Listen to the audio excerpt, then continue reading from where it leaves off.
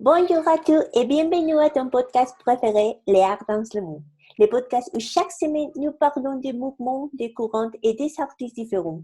Je m'appelle Avelina Desper et nous sommes au Musée des Arts Contemporains, Université, qui se place à la ville université du Mexique. Aujourd'hui sera la présentation de l'exposition Les Arts et les minorités, où différents artistes présenteront quelques de sus œuvres qui parlent de la discrimination.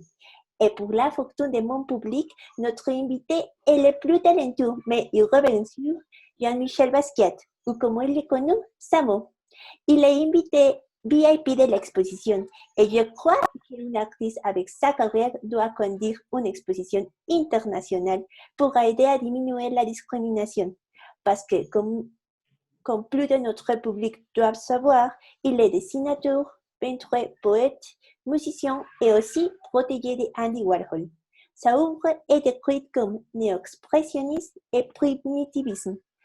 Dans autres paroles, perturbateur.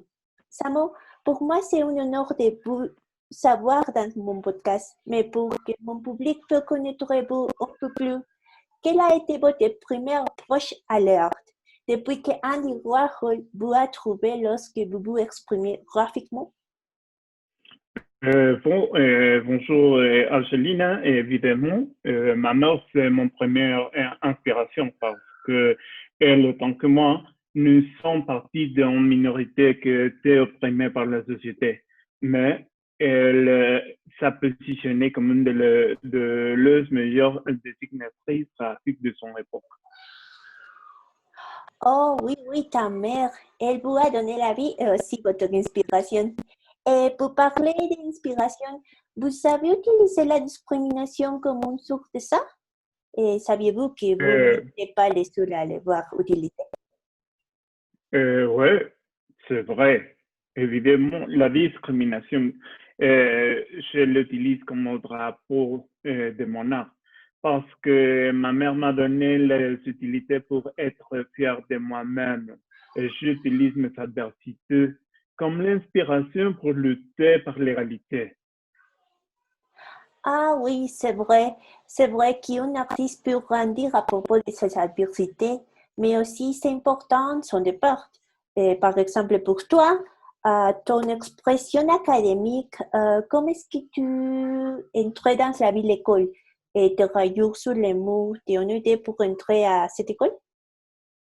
Euh, Après le divorce de mes parents, je fréquentais plusieurs écoles. Après avoir, je commence mes études dans une école catholique. Ensuite, je fréquentais jusqu'à 5 écoles publiques jusqu'à mon adolescence. Mais j'ai trouvé l'école des arts et je tombé amoureux de elle. Je sais que je suis un Dieu qui habite la terre et je suis touché pour les dons de créer. Et les choses que tu t'appelles et que tu les nommes le rageur sont les chansons techniques qui s'appellent le expressionnisme allemand. Oh, ça roule. Merci pour ton explication. Mais pour nous finir cette émission, comment pensez-vous que votre travail transcenderait à soutenir de nouveaux mouvements? Ouais. Quoi qu'il en soit, ma figure continuera de s'élever en tant que je suis un représentant d'un art loin des tendances de l'époque et avec des arts figuratifs qui parlent de la lutte de la minorité. Un art toujours plein de bruit et de fureur. Oh, oh, quelle explication. Mais tu étais d'accord avec moi que l'art comme une fonction principale qu'on peut connecter et expérimenter quelques émotions avec l'artiste et quand une minorité peut connecter avec les mêmes sentiments de discrimination, il connaissait l'empathie. Et c'est le début pour un changement plus haut.